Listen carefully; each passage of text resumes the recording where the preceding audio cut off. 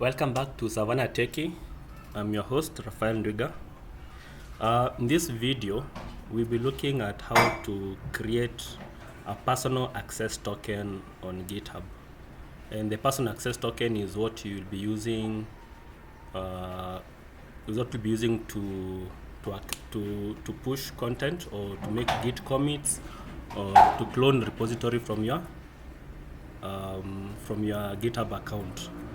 So to start off, I will head to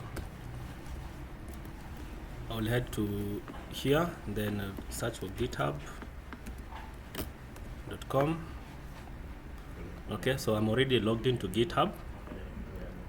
Now, to get a personal access token, what I will do is that I will come the top right corner. Okay, so top right corner, where your profile is listed here. Okay, click it. Okay, and then I will come here to settings. So click on settings, and then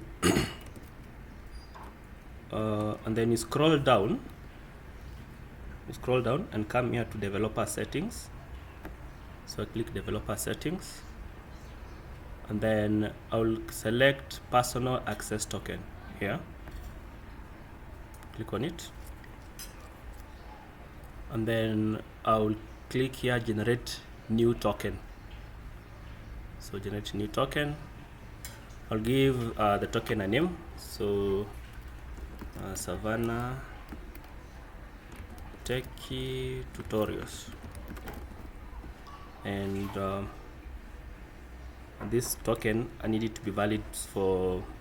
The reason we ask about the expiration is there are some cases whereby you want to use a token for small number of days. So 30 days. Here already have 7 days, 30 days, 60 days, 90 days. So I'll just use for say 90 days, that is 3 months. In your case, you may select here custom and give it a date.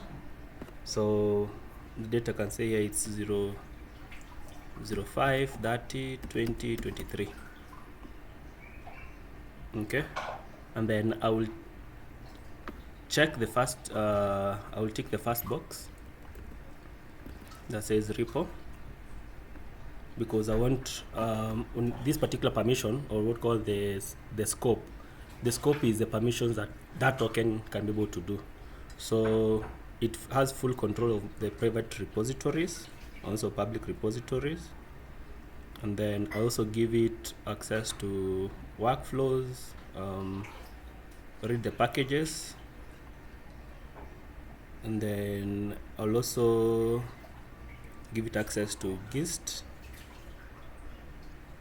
Okay, so those are the permissions that I've given my access token. So these particular permissions will work for they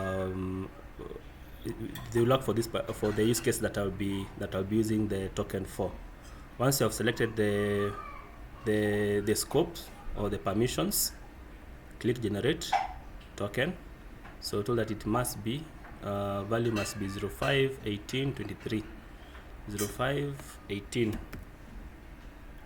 So then generate. Once generate, it will give you that token. So once it's given me this token, I will copy, since I will be using this token frequently. And then I will save it on a text file.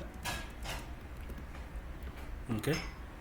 And for cases whereby you did not copy, let me just refresh here.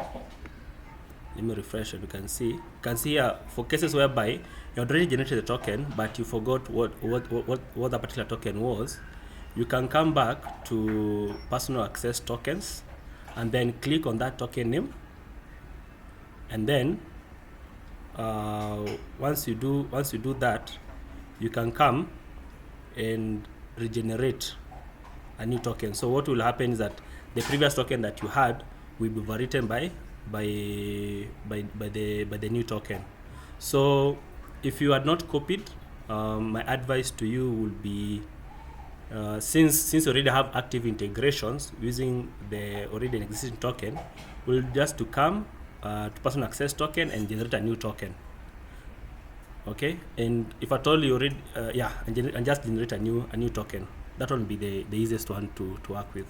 So now once you have access to your personal, so right now we have access to a PAT, personal access token.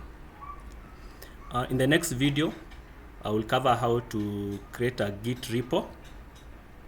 Okay, so I'll cover how to create a Git repo, and we will use the personal access token that we have just generated to clone and access that particular repo. So that's all for now. See you in the next video.